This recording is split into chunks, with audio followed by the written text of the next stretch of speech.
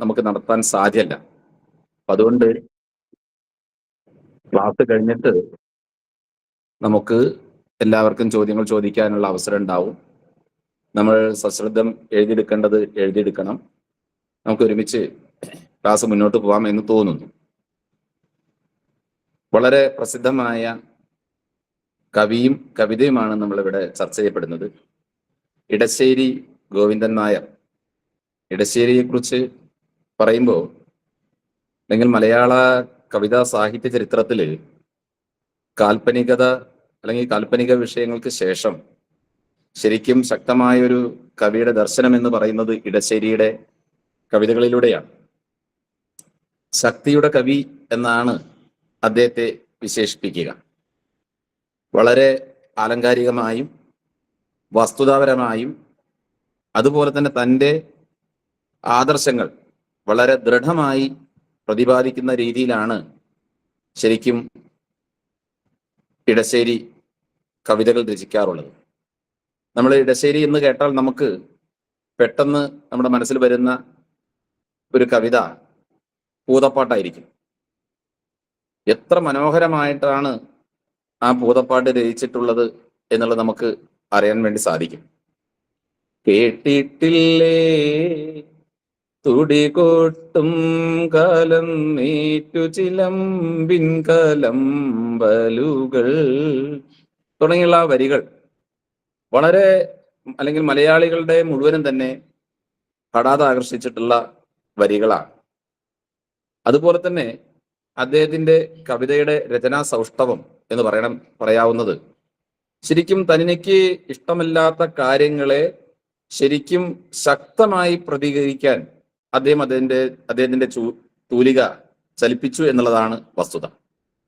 അതുകൊണ്ട് തന്നെ നമുക്കറിയാം, മഹാകവി അക്കിത്തം, വിശ്വനാരായണൻ നമ്പൂതിരി തുടങ്ങിയുള്ള മഹാപ്രതിഭകളൊക്കെ തന്നെ ഇടശ്ശേരിയെ ഗുരുസ്ഥാനത്തായിട്ടാണ് കരുതിയിരുന്നത്.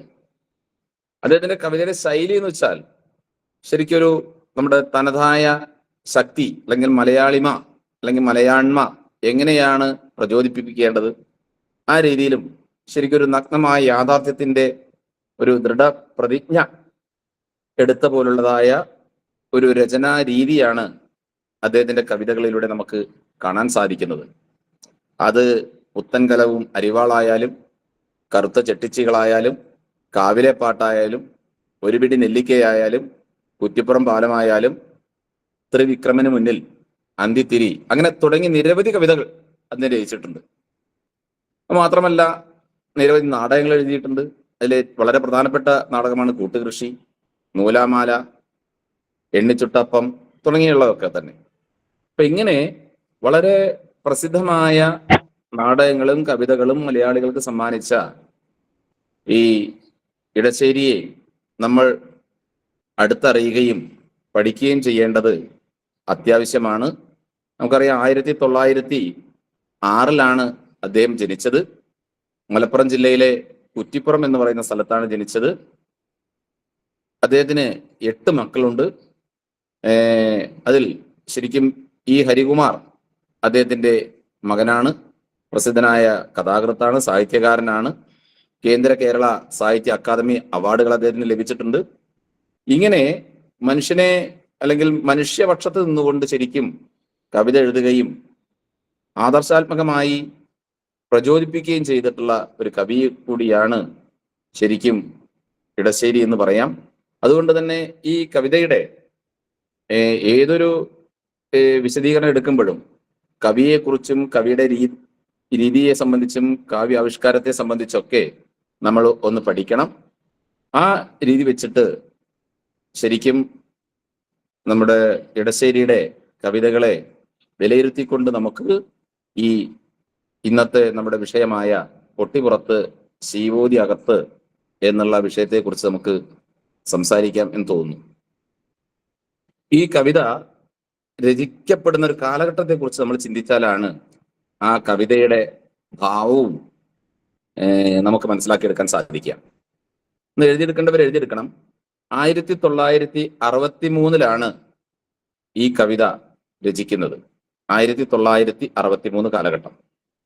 ആ 1963 കാലഘട്ടം എന്ന് പറയുന്നത് ശരിക്കും ഇന്ത്യ ചൈന യുദ്ധം നടക്കുന്ന കാലഘട്ടമാണ്. ആ കാലഘട്ടത്തിന്റെ രീതി അനുസരിച്ചാണ്, അല്ലെങ്കിൽ അന്നത്തെ സാമൂഹ്യ വിഷയങ്ങളെ അടിസ്ഥാനപ്പെടുത്തിക്കൊണ്ടാണ് ഇടശ്ശേരി ഈ കവിത രചിക്കുന്നത്. ഇന്ത്യ ചൈന യുദ്ധം നടക്കുന്ന സമയം നമ്മുടെ ഭാരതത്തിലുള്ള, ശരിക്കും പറഞ്ഞാൽ കമ്മ്യൂണിസ്റ്റ് ചിന്താഗതിയുള്ള ആളുകളൊക്കെ അന്ന് പറഞ്ഞത് ഇന്ത്യ ചീന ഭായി ഭായി എന്ന മുദ്രാവാക്യത്തിന് വളരെയധികം പ്രചാരം ലഭിച്ചു. അതുകൊണ്ട് തന്നെ കമ്മ്യൂണിസ്റ്റ് ആശയമുള്ള ആളുകളൊക്കെ പറഞ്ഞിരുന്നത് ഇന്ത്യയുടെ എന്നും ചൈനയുടേതും എന്ന് പറയുന്ന സ്ഥലത്തിന് വേണ്ടിയുള്ളതായ യുദ്ധമാണ് എന്നൊക്കെ പറഞ്ഞുകൊണ്ടുള്ള ഒരു പ്രചാരം നടക്കുന്ന കാലഘട്ടത്തിലാണ് ഈ കവിത രചിക്കപ്പെടുന്നത്. ഇങ്ങനെ ശരിക്കും ഇന്ത്യ ചൈന ഭായി ഭായി എന്ന് പറയുന്ന കാലഘട്ടത്തിൽ അപ്രതീക്ഷിതമായിട്ടാണ് ചൈന നമ്മെ ആക്രമിക്കുന്നത്. അത് ഭാരതത്തിന്റെ ഭരണസിരാ കേന്ദ്രങ്ങളെ ഞെട്ടിച്ചെന്ന് മാത്രമല്ല, ദേശസ്നേഹികളായ മുഴുവൻ ആളുകളെയും ശരിക്കും വളരെ എന്താ പറയുക, ഇത്തരത്തിലൊരു പെരുമാറ്റം ചൈനയുടെ ഭാഗത്ത് ഉണ്ടാവുമെന്ന് ഒരിക്കലും പ്രതീക്ഷിക്കാത്ത സമയത്തായിരുന്നു ഈ ഒരു ആക്രമണം ഉണ്ടായത്. ആ സമയത്താണ് ഈ കവിത രചിച്ചത് എന്ന് ഞാൻ പറഞ്ഞു. ഇങ്ങനെ യുദ്ധം നടക്കുന്ന സമയത്ത് ഈ കവിതയ്ക്കുള്ള ഒരു രീതി അദ്ദേഹം തെരഞ്ഞെടുത്തത് എന്താണ്? നമ്മുടെ നാട്ടിലുള്ള, അല്ലെങ്കിൽ പ്രത്യേകിച്ച് കേരളത്തിൽ ഉള്ള ഒരു പ്രത്യേകമായ ഒരു ആചാരം അല്ലെങ്കിൽ രീതി എന്ന് പറയാം.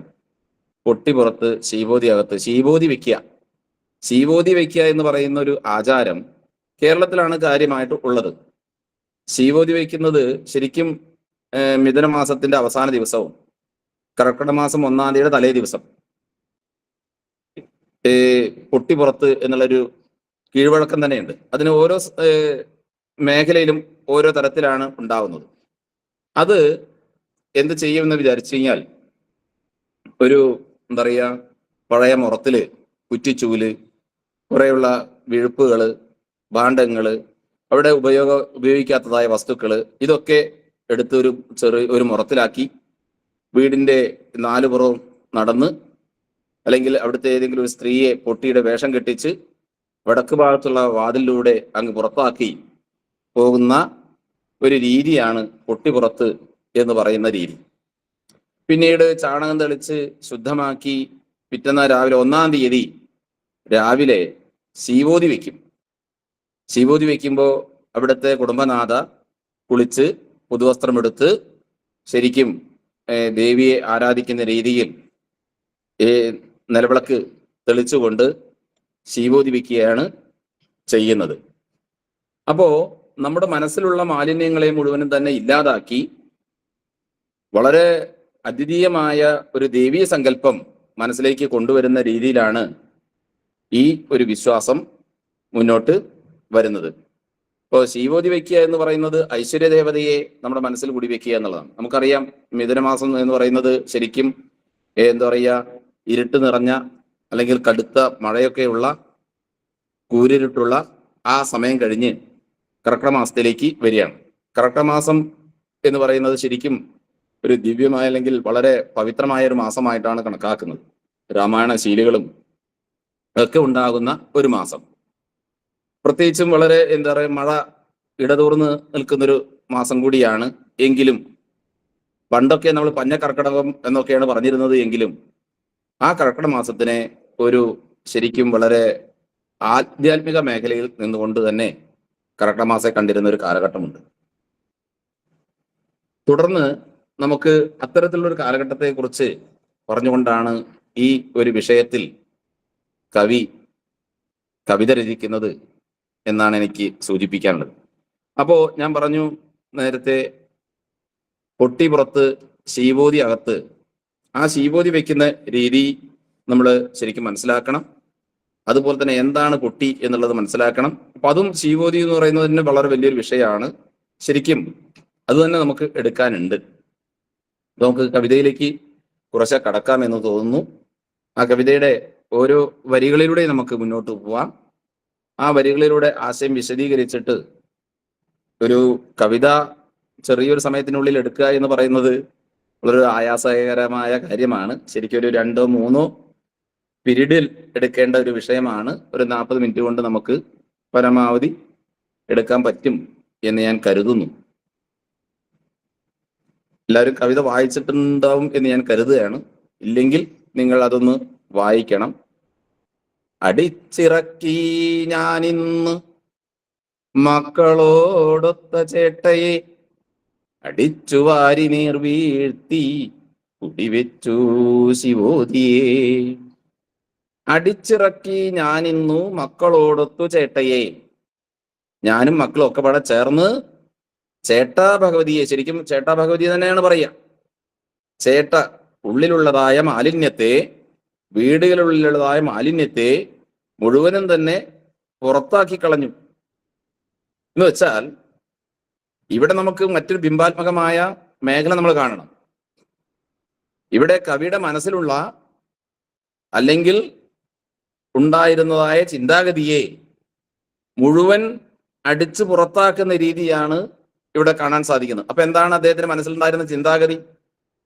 അന്നത്തെ കാലഘട്ടത്തിൽ അദ്ദേഹത്തിന്റെ രീതി മനുഷ്യ സ്നേഹത്തിന്റെയും ഒക്കെയാണ് എന്ന് പറയുമ്പോൾ തന്നെ തൊഴിലാളികളുടെയും അതുപോലെ തന്നെ വർഗ ചിന്താഗതിയുടെയും ഒക്കെ ഒരു അതിപ്രസരം അദ്ദേഹത്തിലും കാണാൻ നമുക്ക് സാധിക്കും. കൂട്ടുകൃഷിയൊക്കെ വായിക്കുമ്പോൾ അതിലുള്ളതാണ്. അതുകൊണ്ട് തന്നെ ഇടതുപക്ഷ ചിന്താഗതിയോട് കൂടുതൽ ആഭിമുഖ്യം പുലർത്തിയിരുന്നതായ ഒരു വ്യവസ്ഥിതി അദ്ദേഹത്തിന്റെ മനസ്സിലും ഉണ്ടായിരുന്നു. അപ്പോൾ അദ്ദേഹത്തിന്റെ മനസ്സിൽ അത്തരത്തിലുള്ളതായ ഒരു ചേട്ടാ ഭഗവതി മനസ്സിലുണ്ടായിരുന്നു. ആ ചേട്ടാ ഭഗവതിയെ ആണ് അദ്ദേഹം അടിച്ചിറക്കുന്നത് അദ്ദേഹത്തിന്റെ മനസ്സിൽ നിന്ന്. അടിച്ചു വാരി നീർ വീഴ്ത്തി കുടിവെച്ചു ശിവോതിയെ, അങ്ങനെ അടിച്ചു വാരി കളയുകയും അവിടെ നീർവീഴ്ത്തി ശുദ്ധമാക്കിക്കൊണ്ട് കുടിവെച്ചു ശിവോതിയെ, ആ ദേവി ശ്രീദേവിയെ വീടിനകത്ത് കുടിവെക്കുകയാണ് ചെയ്യുന്നത്. എന്ന് പറഞ്ഞാൽ അദ്ദേഹത്തിന്റെ മനസ്സിൽ കുടിവെക്കുകയാണ് ചെയ്യുന്നത്. ആ 4 വരി മനസ്സിലായിട്ടുണ്ടാവും എന്ന് കരുതുന്നു. അടിച്ചിറക്കി ഞാൻ എന്റെ മനസ്സിൽ നിന്ന് തന്നെയാണ് അടിച്ചിറക്കുന്നത്. കവി തന്നെ നേരിട്ട് പറയുകയാണിത്. സത്യത്തിൽ മക്കളോടൊത്തു ചേട്ടയെ, എന്റെ കുടുംബത്തിൽ നിന്ന് തന്നെ എന്ന് വെച്ച് കഴിഞ്ഞാൽ ഈ അദ്ദേഹം ചിന്തിക്കുന്ന ചിന്താഗതിയിൽ നിന്ന് മുഴുവനും തന്നെ അതിനെ മുഴുവനും തന്നെ അടിച്ചിറക്കി അവിടെ നമ്മുടെ പാരമ്പര്യത്തിന്റെ, നമ്മുടെ ആധ്യാത്മികതയുടെ ഭഗവതിയെ അല്ലെങ്കിൽ ആ ഒരു ചിന്താഗതിയെ ശരിക്കും പ്രതിഷ്ഠിക്കുന്ന രീതിയിലാണ് അദ്ദേഹം ആ കവിത മുന്നോട്ട് പോകുന്നത്. എന്റെ കാരണം ഞാൻ നേരത്തെ സൂചിപ്പിച്ചു. കാരണം എന്താണ്? അദ്ദേഹത്തിന്റെ മനസ്സിൽ അതുവരെ ഉണ്ടായിരുന്നതായ ചിന്താഗതികൾക്ക് വളരെ വളരെ സന്തോഷവും സ്നേഹവും ഒക്കെ പുലർത്തിയിരുന്നു ആ ചിന്താഗതിക്ക്. പക്ഷെ ആ ചിന്താഗതി കൊണ്ട് ഭാരതത്തിന് യാതൊരുവിധ നേട്ടവുമില്ല, അത് ഭാരതത്തിന് നേരെ കഷ്ടപ്പാടാണ് ഉണ്ടാക്കുന്നത് എന്നുള്ള ചിന്താഗതിയിൽ നിന്നാണ് അദ്ദേഹം ഈ ഒരു കവിത രചിക്കാനുള്ള കാരണം. ഇനി എങ്ങനെ പോകും നോക്കൂ. കുറ്റിച്ചൂലും കലപ്പൊട്ടും ചൂട്ടുകെട്ടിയിറങ്ങവേ, വെള്ളവും ഗ്രന്ഥവും വെച്ചു ഭദ്രദീപം കൊളുത്തി ഞാൻ. കുറ്റിച്ചൂലും കലപ്പൊട്ടും ചൂട്ടുകെട്ടിയിറങ്ങവേ, വെള്ളവും ഗ്രന്ഥവും വെച്ചു ഭദ്രദീപം കൊളുത്തി ഞാൻ. ഞാൻ നേരത്തെ സൂചിപ്പിച്ചില്ലേ, എന്താണ്? ഒരു ചെറിയ കീറമുറത്തില് കുറ്റിച്ചൂല്, പൊട്ടക്കലം, കരിയിലുള്ള അരി, ഉപ്പ്, പഴംതുണി, താളിഞ്ചെടി, ഇങ്ങനെ ഇവെല്ലാം വെച്ച് കരിന്തിരി കത്തിച്ച് വെക്കും. എന്നിട്ടാണ് ചൂട്ട് കത്തിക്കുന്നതിനാണ് പറയുന്നത്. എന്നിട്ടാണ് വടക്ക് ഭാഗത്തുള്ള വാതിലൂടെ ചേട്ടയെ പുറത്ത് കൊണ്ടുപോയി കളയുകയും അവിടെ ഇങ്ങനെ വെള്ളം തളിച്ച് 4 പുറം ശുദ്ധമാക്കി പിന്നീട് ഗ്രന്ഥവും വെച്ച് അവിടെ ഭദ്രദീപം നിലവിളക്ക് കൊളുത്തി വെച്ചുകൊണ്ട് അദ്ദേഹത്തിന്റെ ആ ധന്യമായ ചിന്താഗതിക്ക് ആക്കം കൂട്ടുന്നു എന്നാണ് പറയുന്നത്. ഇനി അതിനെ അവലംബിച്ചുകൊണ്ട് തന്നെ പേമാരിയും കൂരിരുളും തീർന്നു മിഥുന സന്ധ്യകൾ, ബാലാതപമടുത്തെത്തി കർക്കടക പുലർവേളകൾ. ഞാൻ അദ്ദേഹത്തിന്റെ മനസ്സ് പറയാണ്, ഇത്ര കാലം ഉണ്ടായിരുന്നതായ ആ മാനസികാവസ്ഥയിൽ നിന്നും പേമാരിയും കൂരിരുളും, മിഥുനമാസത്തിലെ പേമാരി, കൂരിരുട്ട്, അതൊക്കെ മാറിക്കൊണ്ട് ആ മിഥുനമാസത്തിന്റെ അവസാനത്തെ സമയം ശരിക്കും എന്താണ്, അതൊക്കെ മാറി ശരിക്കും നമ്മൾ കർക്കട സംക്രാന്തി എന്ന് പറയുന്ന രീതിയിലേക്ക് ആ കർക്കട സംക്രാന്തി മാറി ബാലാതപമടുത്തെത്തി എന്താണ് ഇളം വെയില് എന്ന് പറഞ്ഞാൽ പുതിയ പുതിയ വെളിച്ചം കുറേശ്ശെ കുറേശ്ശെ അടുത്തെത്തി. എപ്പോ? കർക്കടക പുലർവേളകൾ. ആ കർക്കട മാസത്തിലെ വളരെ സന്തോഷത്തിൻ്റെതായ ദിനം വരികയാണ് ചെയ്യുന്നത് എന്നാണ് കവി അവിടെ ഇങ്ങനെ കണ്ടെത്തുന്നത്. അപ്പോ ആ മിഥുനമാസത്തിന്റെ പേമാരി, കഷ്ടപ്പാട്, ബുദ്ധിമുട്ടുകൾ, അതുപോലെ തന്നെ ഇരുട്ട്. അവിടെ ഇരുട്ട് എന്ന് പറയുന്നത് വെറും കൂരിട്ട് മാത്രമല്ല, നമ്മുടെ മനസ്സിൽ മതിച്ചിരിക്കുന്നതായ ഇരുട്ടിനെ, അറിവില്ലായ്മയെ, അതൊക്കെ തീർന്നു പോകുന്നു. ഒരു പൊൻപ്രഭാതം പൊട്ടിവിടരുന്നു, പുതിയൊരു വെളിച്ചം നമ്മുടെ മനസ്സിലേക്ക് വരുന്നു. ആ പുതിയ വെളിച്ചത്തിന് വേണ്ടി ഞാൻ കാതോർക്കുന്നു എന്ന് കവിയുടെ എന്താ പറയുക, വളരെ ഉള്ളിന്റെ ഉള്ളിൽ നിന്നും മനസ്സിലേക്ക് കൊണ്ടുവരുന്ന ഒരു കാഴ്ചപ്പാടാണ് നമുക്ക് കാണാൻ സാധിക്കുന്നത്. അങ്ങനെ കർക്കിടക പുലർവേളകൾ, വേളകൾ എന്നാണ് പറയുന്നത് എന്ന് പറഞ്ഞാൽ തുടർന്ന് അങ്ങോട്ട് മുഴുവൻ തന്നെ എന്താണ് ഒരു ചെറിയ ചെറിയ ഇളം വെയിലിലൂടെ എന്ന് പറഞ്ഞാൽ പ്രഭാതത്തിൽ കാണുന്നതായ ആ ഇളം വെയിലിൻ്റെതായ സൗകുമാര്യം കവി ആസ്വദിക്കുന്നു എന്നർത്ഥം. എന്ന് വെച്ച് കഴിഞ്ഞാൽ ഇത്രകാലം ഉണ്ടായിരുന്നതിനേക്കാൾ ഒരു പുതിയ വെളിച്ചം തന്റെ മനസ്സിലേക്ക് വരുന്നു. ആ വെളിച്ചം തന്റെ മനസ്സിലേക്ക് മാത്രമല്ല, അത് താൻ എന്ന് പറയുന്നത് ഇവിടുത്തെ മുഴുവൻ ആളുകളുടെയും മനസ്സിനെ കുറിച്ച് പ്രതിനിധാനം ചെയ്യുകയാണ് കവി. കവി ഒരു സാമൂഹ്യ ജീവിയാണ്.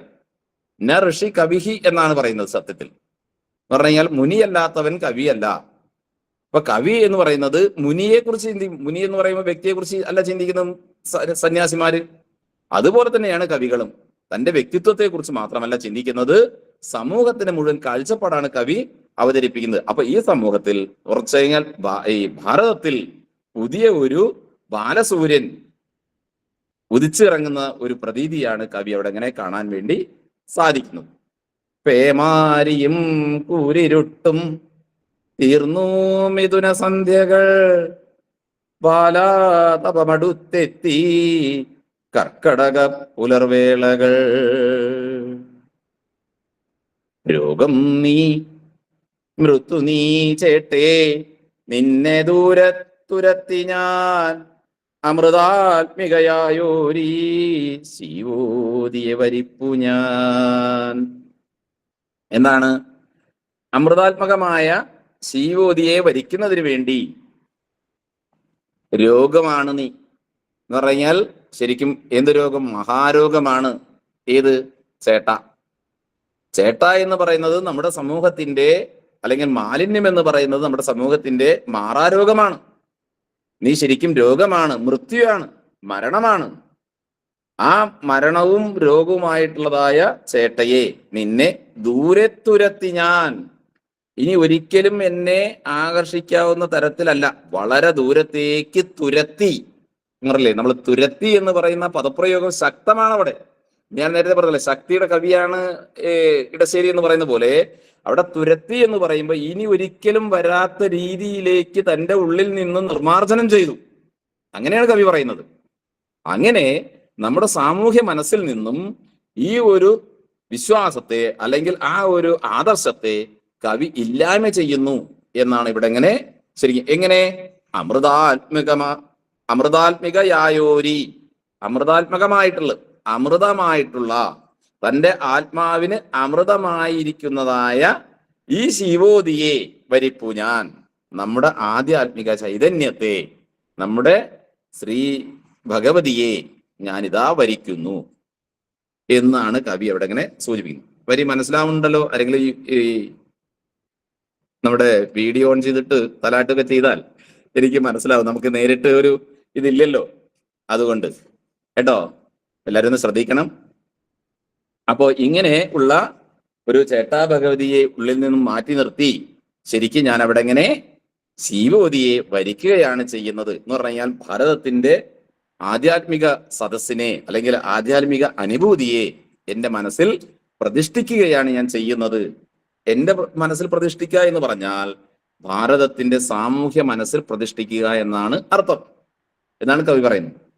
ഇനിയോ അദ്ദേഹം പറയുന്നത് എന്താ നോക്കൂ. പോയാണ്ടിലും ഇതേ മട്ടിൽ വരിച്ചേ ഞാനൊരാശയം, അതിനേ ദശപുഷ്പത്താൽ അർപ്പിച്ചേ ഞാൻ യഥാവിധി. എത്ര മനോഹരമായ വരിയാണെന്നറിയോ? പോയാണ്ടിലും ഇതേ മട്ടിൽ വരിച്ചേ ഞാൻ ഒരാശയം. പോയാണ്ടിലും കഴിഞ്ഞ കാലങ്ങളിലും ഇതേ മട്ടിൽ ഇതേ തരത്തിലുള്ളതായ ഒരു ആശയം ഞാൻ വരിച്ചിരുന്നു, ഞാൻ സ്വീകരിച്ചിരുന്നു. അതിനെ ദശപുഷ്പത്താൽ അർപ്പിച്ചേ ഞാൻ യഥാവിധി. ഞാൻ അതിനെന്ത് ചെയ്തു? ദശപുഷ്പത്താൽ അർപ്പിച്ചേ ഞാൻ യഥാവിധി. യഥാവിധിയായി നമ്മൾ എന്താണ് ദശപുഷ്പം ചെയ്യുക? ഇപ്പൊ എല്ലാവരും എഴുതിയെടുക്കണം, എന്താണ് ദശപുഷ്പം, ഏതാണ് ദശപുഷ്പം എന്നൊക്കെ ഞാൻ പറഞ്ഞു തരാം. ദശപുഷ്പങ്ങൾ മുക്കുറ്റി, കറുക, കയ്യോന്നി, പൂവാങ്കുരുന്നില, ചെറുള. എഴുതുണ്ടല്ലോ അല്ലെ? എന്നൊരു പറയാം. മുക്കുറ്റി, കറുക, കയ്യോന്നി, പൂവാങ്കുരുന്നില, ചെറുള, മുയൽ ചെവിയൻ, ചെറുള, മുയൽ ചെവിയൻ, കൃഷ്ണക്രാന്തി, കൃഷ്ണക്രാന്തി, നിലപ്പന, തിരുതാളി, ഉഴിഞ്ഞ. ഇവയാണ് ദശപുഷ്പങ്ങൾ. ഒന്നുകൂടി ഞാൻ പറയാം, എഴുതിയ എത്താത്തവരുണ്ടെങ്കിൽ ഒന്നുകൂടി എഴുതിയെടുക്കുക. മുക്കുറ്റി, കറുക, കയ്യോന്നി, പൂവാങ്കുരുന്നില, ചെറുള, മുയൽ ചെവിയൻ, കൃഷ്ണക്രാന്തി, നിലപ്പന, തിരുതാളി, ഉഴിഞ്ഞ. ഇവയാണ് ദശപുഷ്പങ്ങൾ. ഈ ദശപുഷ്പങ്ങൾ എന്ത് ചെയ്യും വിചാരിച്ചാൽ, നമ്മൾ സാധാരണഗതിയിൽ സംക്രാന്തി, കർക്കിടക സംക്രാന്തി ദിവസം എന്ന് പറഞ്ഞാൽ കർക്കിടക 1-ാം തീയതിയുടെ തലേ ദിവസം ഈ ദശപുഷ്പങ്ങളൊക്കെ പറിച്ചുകൊണ്ട് നമ്മൾ പുരപ്പുറത്തേക്ക് എറിയും. അതാണ് വിശ്വാസം. എന്ന് പറഞ്ഞാൽ ചേട്ടാ ഭഗവതിയെ കളഞ്ഞുകൊണ്ട് അതൊക്കെ അതിന്റെ ആ ഇത് മുഴുവനും തന്നെ ചാണകത്തിൽ പൊതിഞ്ഞുകൊണ്ട് നമ്മൾ വീടിന്റെ മുകളിലേക്ക് എറിഞ്ഞിടും. അതാണ് വിശ്വാസം. അപ്പോ ഇവിടെയും കവി പറയുന്നത് അങ്ങനെയാണ്. പോയാണ്ടിലും ഇതേ മട്ടിൽ വരിച്ചേ ഞാൻ ഒരാശയം. കഴിഞ്ഞ കാലങ്ങളിൽ ഞാൻ ഒരാശയം ഇതുപോലെ വരിച്ചിരുന്നു. അതേത് ആശയം എന്നുള്ളത് ഞാൻ നേരത്തെ സൂചിപ്പിച്ചു. ആ ഇടതുപക്ഷ ചിന്താഗതിയോട് ചേർന്നുള്ളതായ ഒരാശയം ഞാൻ വരിച്ചിരുന്നു. അതിനെ ദശപുഷ്പത്താൽ അർപ്പിച്ചേ ഞാൻ യഥാവിധി. ആ ദശപുഷ്പം എറിയുന്ന പോലെ, പുറത്തേക്ക് എറിയുന്ന പോലെ എന്റെ മനസ്സിൽ നിന്നും അത് പുറത്തേക്ക് എറിഞ്ഞിട്ടു എന്നാണ് കവി അവിടെ അങ്ങനെ സൂചിപ്പിക്കുന്നത്. എന്ന് വെച്ചാൽ നമ്മുടെ സമൂഹത്തിൽ നമ്മൾ വിശ്വസിച്ചു പോന്നിരുന്നതായ അദ്ദേഹത്തിന്റെ മനസ്സിൽ വളരെ വിശ്വാസപൂർവം ശരിക്കും തന്നെ മനസ്സിൽ സൂക്ഷിച്ച ആശയങ്ങളെ പ്രസക്തി നഷ്ടപ്പെട്ടു എന്നും, എനിക്ക് വൈകിയാണ് അതിന്റെ യഥാർത്ഥ വസ്തുത മനസ്സിലാക്കാൻ സാധിച്ചത് എന്നും കവി ഇവിടെ വെളിപ്പെടുത്തുകയാണ് ചെയ്യുന്നത്. ഈ ആശയം നമുക്ക് അനുഗുണമല്ല എന്ന് കവി സ്വയം മനസ്സിലാക്കുകയാണ് ചെയ്യുന്നത്. അതുകൊണ്ട് തന്നെ തൻ്റെ വിശ്വാസത്തിൽ അധിഷ്ഠിതമായിരുന്നതായ ആ ഇടതുപക്ഷ ചിന്താഗതിയെ അദ്ദേഹം തന്റെ മനസ്സിൽ നിന്ന്, എന്ന് വെച്ച് കഴിഞ്ഞാൽ ഭാരതീയർ അല്ലെങ്കിൽ കേരളീയർ ഈ കേരളീയ മനസ്സിൽ നിന്ന് തന്നെ മാറ്റി നിർത്തപ്പെട്ടിട്ടുണ്ട് എന്ന് കവി അർത്ഥശങ്കയ്ക്കിടയില്ലാത്ത വിധം പറയുകയാണ് ചെയ്യുന്നത്. അത് നമ്മുടെ വിശ്വാസവുമായി ചേർത്ത് നിർത്തിക്കൊണ്ടാണ് കവി പറയുന്നത്. ഈ ദശപുഷ്പം ചൂടുക എന്ന് പറയുന്ന പോലെ തന്നെ ദശപുഷ്പം വൈകുന്നേരത്ത് പുരപ്പുറത്ത് എറിയുക എന്ന് പറയുന്ന ആ വിശ്വാസത്തിൽ തൻ്റെ കയ്യിൽ അല്ലെങ്കിൽ മനസ്സിലുള്ളതായ ആ ഒരു വിശ്വാസത്തിന് വേണ്ടി ചെയ്യുകയാണ് കവി ഇവിടെ ഇങ്ങനെ ചെയ്യുന്നത്. ഒന്നുകൂടി ശ്രദ്ധിക്കണം. പോയാണ്ടിലും ഇതേ മട്ടിൽ വരിച്ചേ ഞാൻ ഒരാശയം, അതിനെ ദശപുഷ്പത്താൽ അർപ്പിച്ചേ ഞാൻ യഥാവിധി. പണ്ട് കാലഘട്ടങ്ങളിൽ ഞാൻ വളരെ വിശ്വാസപൂർവം വിശ്വസിച്ചിരുന്നതായ, മനസ്സിൽ സൂക്ഷിച്ചിരുന്നതായ ആശയങ്ങളുടെ പ്രസക്തി ഇപ്പോൾ എനിക്ക് നഷ്ടപ്പെട്ടുകൊണ്ടിരിക്കുന്നു അല്ലെങ്കിൽ നഷ്ടപ്പെട്ടിരിക്കുന്നു. അതുകൊണ്ട് അതിനെ ദശപുഷ്പത്തോട് പോലെ ഞാൻ എൻ്റെ മനസ്സിൽ നിന്നും പറിച്ച് മേൽപോട്ട് എറിഞ്ഞു കളഞ്ഞിരിക്കുന്നു. യഥാവിധി എന്നാണ് അവിടെ പ്രയോഗം. എങ്ങനെയാണോ അങ്ങനെ. ഏത് രീതിയിലാണോ എൻ്റെ മനസ്സിൽ നിന്ന് പിഴുതെറിഞ്ഞ് കളയേണ്ടത് അതുപോലെ ഞാൻ കളഞ്ഞിരിക്കുന്നു എന്നാ പറഞ്ഞത്. ഇനി കളയാൻ പോകുന്നു എന്നല്ല, അല്ലെങ്കിൽ എന്തെങ്കിലും ചെറിയൊരു അംശം മുന്നിലുണ്ട് അല്ലെങ്കിൽ മനസ്സിലുണ്ട് എന്നല്ല, മുഴുവനായിട്ടും തന്നിൽ നിന്നും വേർപെടുത്തിയിട്ടുണ്ട് ആ ആശയത്തെ എന്ന് കവി അർത്ഥശങ്കയ്ക്കിടയില്ലാത്ത വിധം ഇവിടെ എങ്ങനെ വെളിവാക്കുകയാണ് ചെയ്യുന്നത്. അകത്തളത്തില ദിവ്യ മനിഷാമതിതാമൃതം തളം കെട്ടിച്ചീഞ്ഞളിഞ്ഞതറിഞ്ഞയില്ലിതേവരെ. എന്താണ് അദ്ദേഹം പറയുന്നു? തന്റെ സ്വന്തം മനസ്സിൽ ശരിക്കും 4 കെട്ട് എന്ന് പറയില്ലേ, 4 കെട്ടിൽ സൂക്ഷിച്ച പോലെ അകത്തളത്തിൽ അദ്ദേഹത്തിന്റെ മനസ്സിൽ അതിദിവ്യമായിട്ട് മനിഷാമതിതാമൃതം, അമൃതം പോലെ സൂക്ഷിച്ചിരുന്നതായ ആ ആശയം തളം കെട്ടി ചീഞ്ഞളിഞ്ഞത് അറിഞ്ഞേയില്ലിതേവരെ. എൻ്റെ മനസ്സിൽ അങ്ങനെ തളം കെട്ടി ചീഞ്ഞ് നാറി പോയിട്ടുണ്ടായിരുന്നു എന്നുള്ളത് ഇതുവരെ എനിക്ക് അറിയാൻ കഴിഞ്ഞില്ലല്ലോ എന്നുള്ളൊരു സങ്കടം കവി അവിടെ എങ്ങനെ നമ്മളോട് പങ്കുവെക്കുകയാണ് ചെയ്യുന്നത്. എനിക്ക് ഇത്ര കാലം അതിനുള്ളൊരു തിരിച്ചറിവുണ്ടായില്ലല്ലോ, ഇത്രയും അസംബന്ധങ്ങൾ നിറഞ്ഞ ആശയങ്ങളായിരുന്നു അത് എന്ന് കവി അതിന്റെ മൂല കാരണം ഞാൻ നേരത്തെ സൂചിപ്പിച്ചു. ഇത്രയും അല്ലെങ്കിൽ എന്താണോ നമ്മൾ അവരിൽ നിന്നും പ്രതീക്ഷിച്ചിരുന്നത്, അല്ലെങ്കിൽ കമ്മ്യൂണിസ്റ്റ് ചൈനയിൽ നിന്നും എന്താണോ മനുഷ്യൻ പ്രതീക്ഷിച്ചിരുന്നത് അല്ലെങ്കിൽ ലോകം പ്രതീക്ഷിച്ചിരുന്നത്, അതിന് വിരുദ്ധമായി അവർ നമ്മോട് പെരുമാറിയപ്പോ അത് ആശയത്തിന്റെ പിൻബലം കൊണ്ടാണ് എന്നുള്ള ഒരു ചിന്ത കവിയിൽ ഉടലെടുക്കുകയും ആ ചിന്തയുടെ അടിസ്ഥാനത്തിൽ അദ്ദേഹം ആ ആശയങ്ങൾക്ക് ഇവിടെ എങ്ങനെ ഒട്ടും തന്നെ നിലനിൽപ്പില്ല എന്ന് പറയുകയുമാണ് ചെയ്യുന്നത്. അദ്ദേഹത്തിന്റെ മനസ്സിൽ സൂക്ഷിച്ചിരുന്ന ആശയങ്ങളൊക്കെ അസംബന്ധങ്ങളായിരുന്നു എന്ന് പറയുകയാണ്. ശരിക്കും അതിലും പറയുന്നത് എന്താ? തളം കെട്ടി ചീഞ്ഞളിഞ്ഞത് അറിഞ്ഞേയില്ലിതേവരെ, ഇതുവരെ അറിഞ്ഞില്ല എന്നാണ് അദ്ദേഹം പറയുന്നത്. എന്ന് പറഞ്ഞാൽ അദ്ദേഹം കവി എന്ന് പറയുമ്പോൾ നേരത്തെ പറഞ്ഞു മുൻകാഴ്ചയുള്ള ആളാണ്, എന്നിട്ട് പോലും അദ്ദേഹത്തിന് ഇത് അറിയാൻ കഴിഞ്ഞില്ലല്ലോ എന്നുള്ള ഒരു പരിദേവനം നമുക്ക് ഇവിടെ ഇങ്ങനെ ഈ വരികളിലൂടെ കാണാൻ വേണ്ടി സാധിക്കും. അടുത്ത വരി നോക്കൂ. ഞാൻ എന്നെ വിശ്വസിച്ചില്ല ഗ്രന്ഥം പാർത്തറിവാണ്ടവൻ എഴുത്തുമായുകില്ലെന്ന മിഥ്യാബോധോപജീവിതൻ. ഞാൻ എന്നെ വിശ്വസിച്ചില്ല ഗ്രന്ഥം പാർത്തറിവാണ്ടവൻ എഴുത്തുമായുകില്ലെന്ന മിഥ്യാബോധോപജീവിതൻ. മിഥ്യാബോധം എന്ന് പറയുന്ന അർത്ഥം തെറ്റായ ധാരണ. ഞാൻ എന്നെ വിശ്വസിച്ചില്ല, എനിക്ക് എന്നെ പോലും വിശ്വാസമില്ലാതായിരിക്കുന്നു. പറയാൻ എന്താർത്ഥം? തെറ്റായ ആദർശങ്ങളെ ശരിക്കും ഞാൻ ഇത്ര കാലം മനസ്സിൽ സൂക്ഷിക്കേണ്ടി വന്നല്ലോ എന്നുള്ള പരിതാപനത്തിൽ എനിക്ക് തന്നെ എന്നെ വിശ്വാസമില്ലായിരിക്കുന്നു. ഗ്രന്ഥം പാർത്തറിവാണ്ടവൻ, ഞാൻ എന്തുണ്ടായുള്ളൂ? വായിച്ചറിവ് മാത്രമേ ഉണ്ടായിരുന്നുള്ളൂ. സാമൂഹ്യമായ അറിവുകൾ, യഥാർത്ഥമായ സമൂഹത്തിൽ അറിയുന്ന അല്ലെങ്കിൽ സമൂഹം നേരിടുന്നതായ പ്രശ്നങ്ങളെ കുറിച്ച് ഞാൻ അറിഞ്ഞിട്ടുണ്ടായിരുന്നില്ല. മറിച്ച് ഗ്രന്ഥങ്ങളിൽ നിന്ന് ഉള്ള അറിവേ എനിക്ക് ഉണ്ടായിരുന്നുള്ളൂ എന്നർത്ഥം. എഴുത്തുമായുകില്ലെന്ന മിഥ്യാബോധോപജീവിതൻ. എന്താണ് മിഥ്യാബോധം? എഴുത്തുമായില്ലല്ലോ, അല്ലെങ്കിൽ എഴുത്ത് ഒരിക്കലും നിൽക്കില്ലല്ലോ എന്നൊരു തെറ്റായ ധാരണ മാത്രമായി ജീവിച്ചു പോന്നിരുന്നതായ ഒരാളാണ് ഞാൻ. അപ്പൊ ഗ്രന്ഥം, എഴുത്ത്, വായന ഇത് മാത്രമേ എൻ്റെ മനസ്സിൽ ഉണ്ടായിരുന്നുള്ളൂ.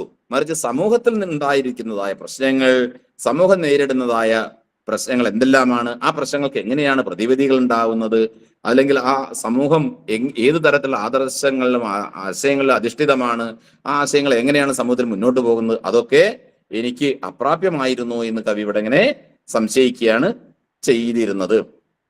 ഇനിയോ ആ ഗ്രന്ഥങ്ങളുടെ സ്ഥിതി പറയും നോക്കൂ.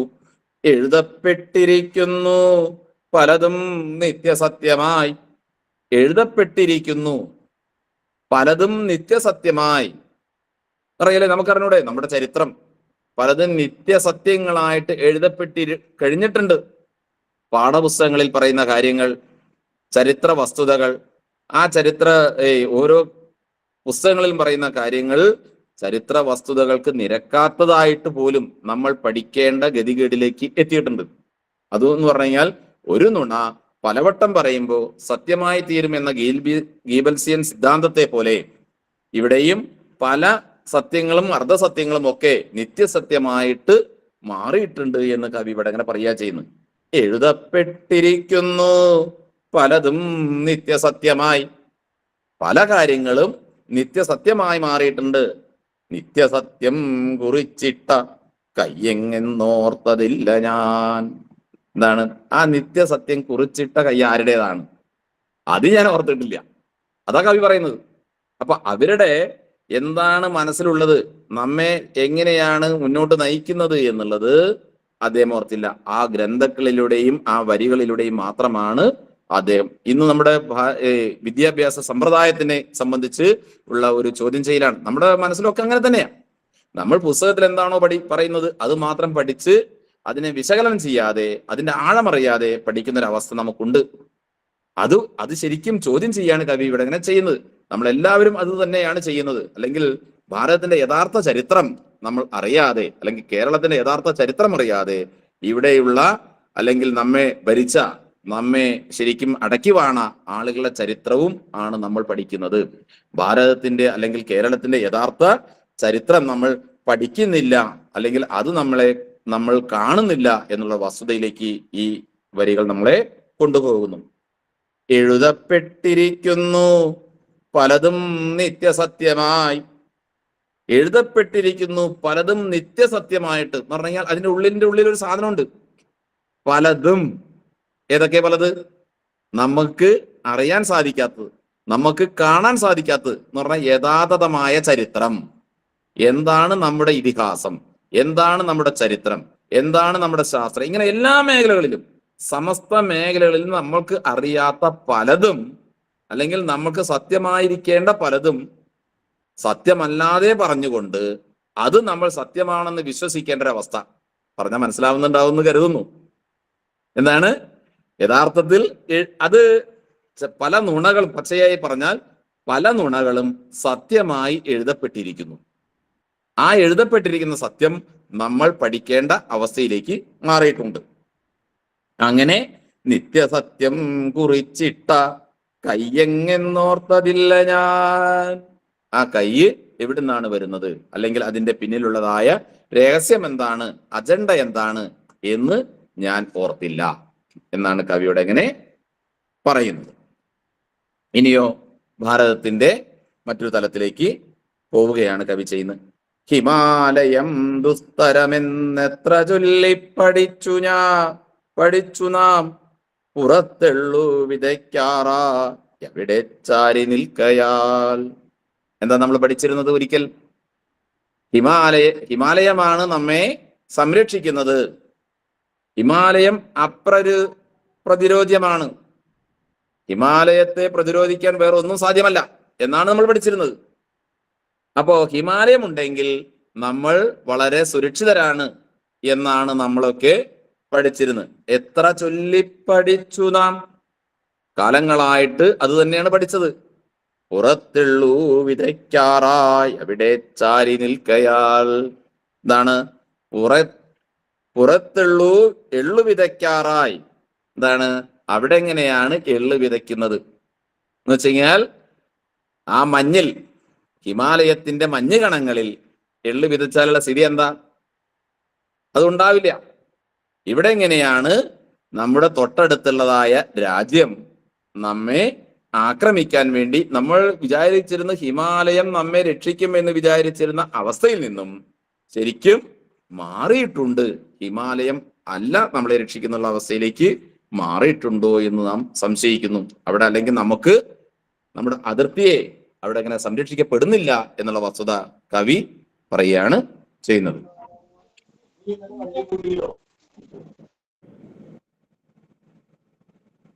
മുന്നോട്ട് പോവാലോ? പോകാം മാഷേ.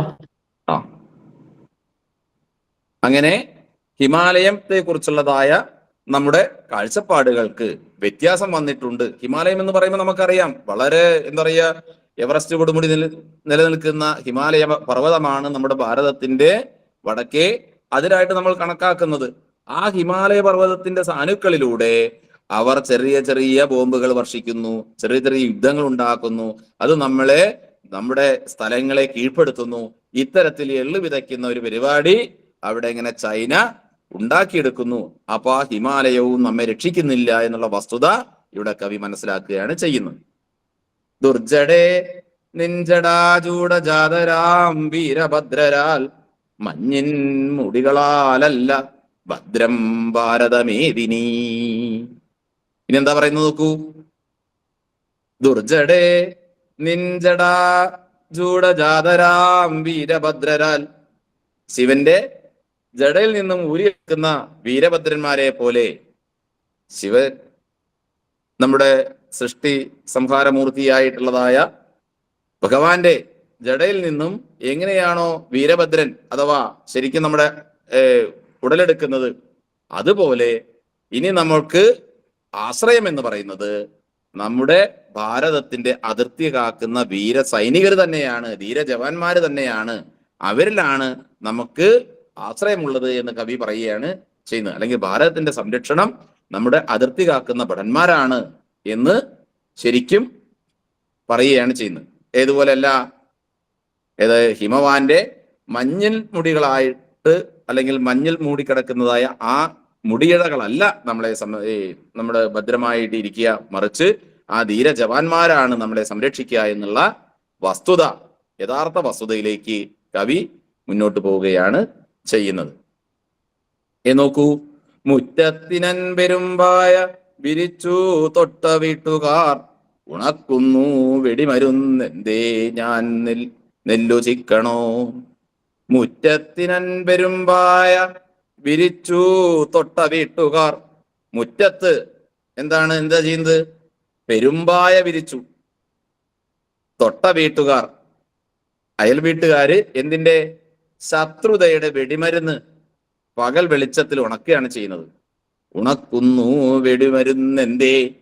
നമ്മുടെ തൊട്ടടുത്ത വീട്ടുകാര് അവരുടെ മുറ്റത്ത് വെടിമരുന്ന് ഇട്ട് ഉണക്കുന്നു. അങ്ങനെ ഉണക്കിക്കൊണ്ടേയിരിക്കുമ്പോ കവി ചോദിക്കുക, ഞാൻ സ്നേഹത്തിന്റെ നെല്ല് ചിക്കണോ?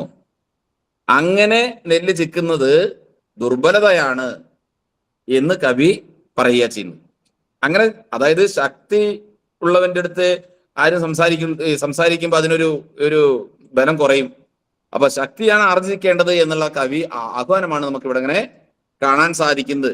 മുറ്റത്തിനൻ പെരുമ്പായ വിരിച്ചുകൊണ്ട് തൊട്ട വീട്ടുകാർ അവിടേക്ക് വെടിമരുന്ന് ഉണക്കുകയാണ് ചെയ്യുന്നത് എന്ന് പറഞ്ഞാൽ അതിർത്തിയിലെ ഗ്രാമങ്ങളിൽ ചൈനക്കാർ വെടിമരുന്നിടുന്നു. നമ്മുടെ അതിർത്തിയിലെ ധീര ജവാന്മാരെ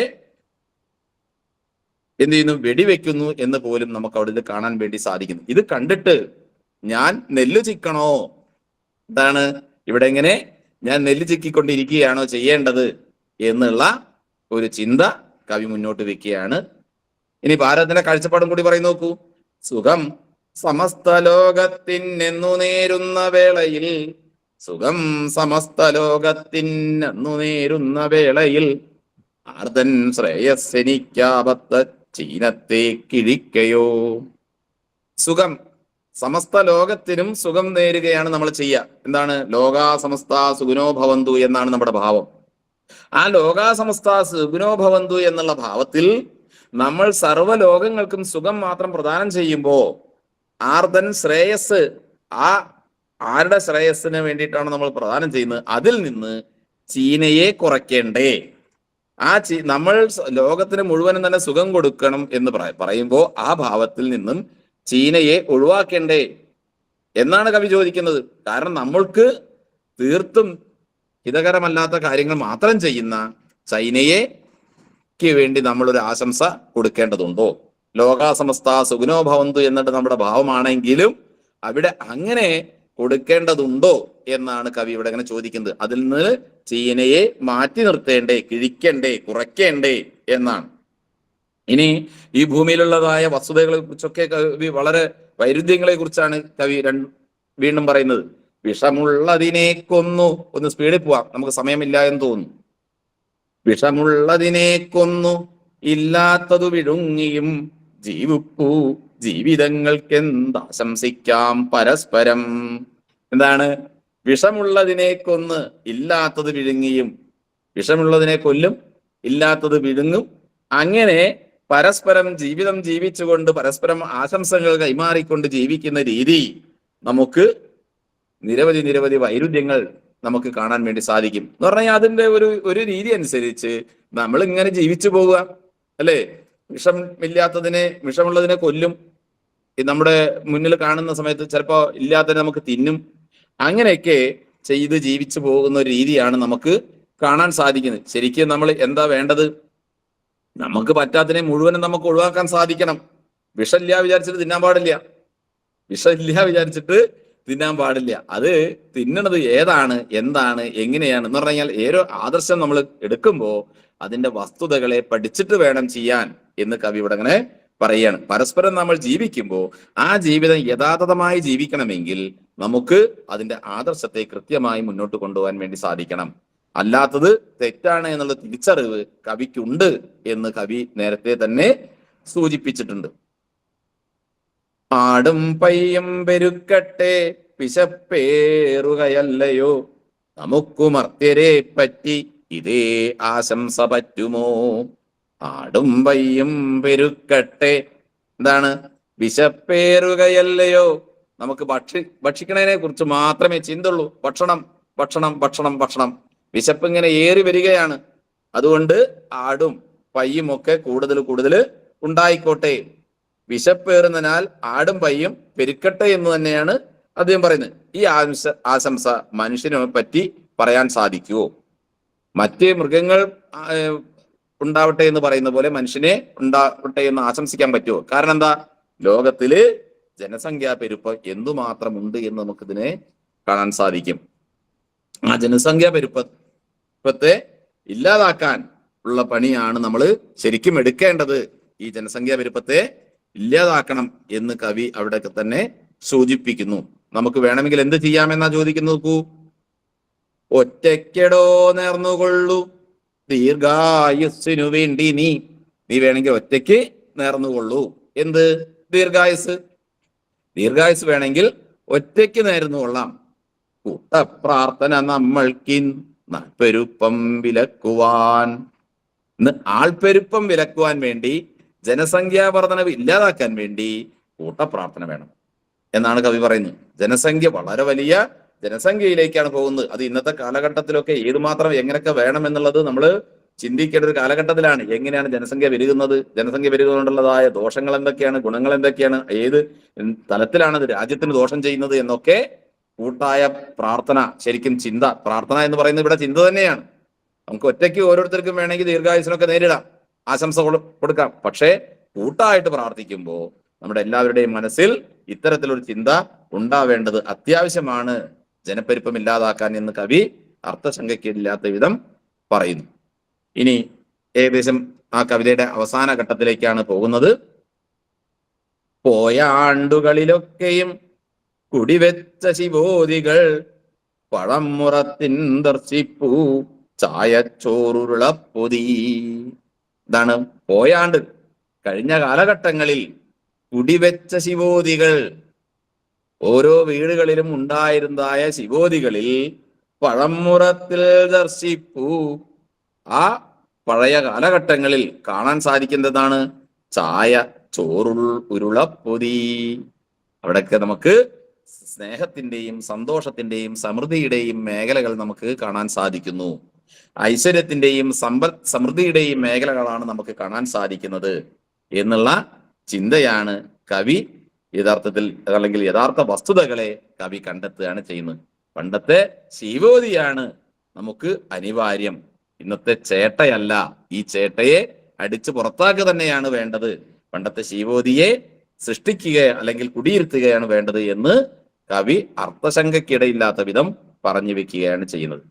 വെളിച്ചം തൂകിടുന്നോളം പൂജാർഹം താനൊരാശയം, അതിരുണ്ടടൽ ചാറുമ്പോൾ കുട്ടിയാട്ടുക താൻ വരം.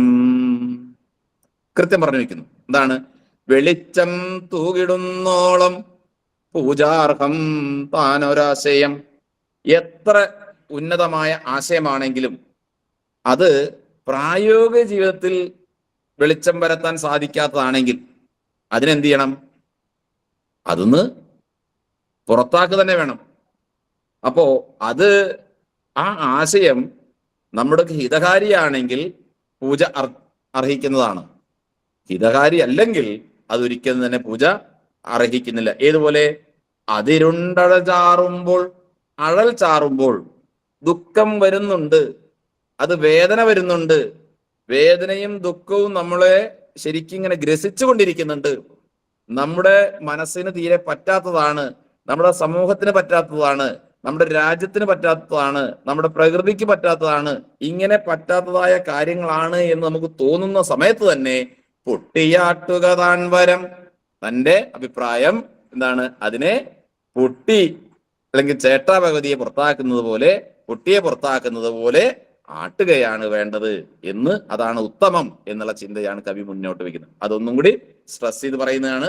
വെളിച്ചം തൂകിടുന്നോളം, വെളിച്ചം കൊടുക്കുന്ന കാലഘട്ടങ്ങളോളം പൂജാർഹം താനൊരാശയം. ഏത് കാലഘട്ടങ്ങളിലൊക്കെ മനുഷ്യന് മനസ്സിന് വെളിച്ചം കൊടുക്കുന്നത്, അറിവ് കൊടുക്കുന്നത്, നല്ലത് കൊടുക്കുന്നത്, നന്മ കൊടുക്കുന്നത് ഒക്കെ പൂജാർഹമാണ്. അതിരുണ്ടഴൽ ചാറുമ്പോൾ, അതിന് ഇരുണ്ട അഴൽ, ഇരുട്ടിന്റെയും ദുഃഖത്തിന്റെയും വേദനയുടെയും ചെറിയ ചെറിയ അംശങ്ങൾ ഉണ്ടായി വരുമ്പോൾ അതിനെ പൊട്ടിയാട്ടുക തന്നെ വേണ്ടത് എന്ന് കവി വളരെ അർത്ഥശങ്കയ്ക്കിടയില്ലാത്ത വിധം തന്നെ പറയുന്നു.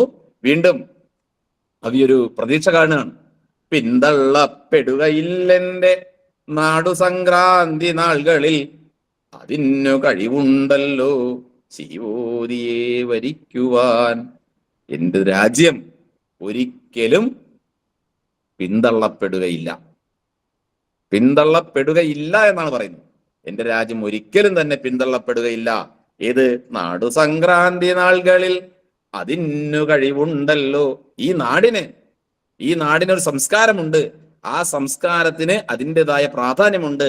ആ സംസ്കാരത്തിന്റെ ഏറ്റവും എന്താ പറയുക, ഉത്തമമായ ഭാവമായ ശിവോതിയെ വരിക്കാൻ സാധിക്കും. അതുകൊണ്ട് നമ്മുടെ രാജ്യം ഒരിക്കലും തന്നെ പിന്നോട്ട് പോവുകയില്ല എന്ന് കവി പറഞ്ഞു വെക്കുകയാണ് ചെയ്യുന്നത്. അങ്ങനെ ചേട്ടയെ പുറത്താക്കിക്കൊണ്ട് ശിവോതിയെ കുടിയിരുത്തിക്കൊണ്ട് നമ്മുടെ മനസ്സിലും നമ്മുടെ വീടിലും നമ്മുടെ രാജ്യത്തിലും ശരിക്കും തന്നെ ഐശ്വര്യ ദേവതയെ കുടിയിരുത്തിക്കൊണ്ട് നമ്മുടെ രാജ്യത്തെ മുന്നോട്ട് നയിക്കണം.